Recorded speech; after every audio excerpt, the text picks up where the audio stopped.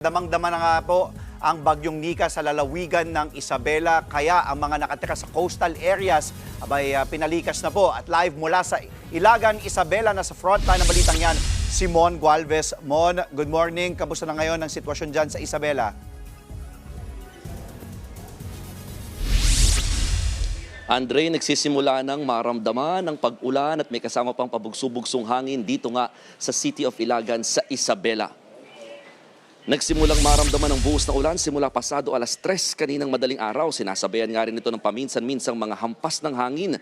Pero ang nararanasang epektong ito ng bagyo, tila patikim pa lang daw sa posibleng mas maraming dalang ulan nito ngayong umaga. Sa ngayon, naabot na sa halos 500 pamilya o mahigit 1,000 pamilya o individual ang una nang inilikas mula sa mga coastal towns ng probinsya, kabilang ang Makunakon, Divilacan, Palanan at Dinapige. Patuloy pa rin daw ang evacuation sa ngayon at nananatili pa rin daw na normal pa naman ang level ng mga ilog sa probinsya. Simula nitong Sabado, nakataas pa rin ng red alert sa buong operations or emergency operations ng Isabela.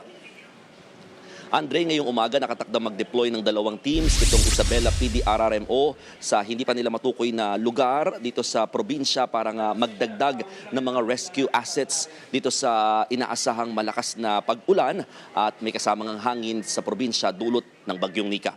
Andre.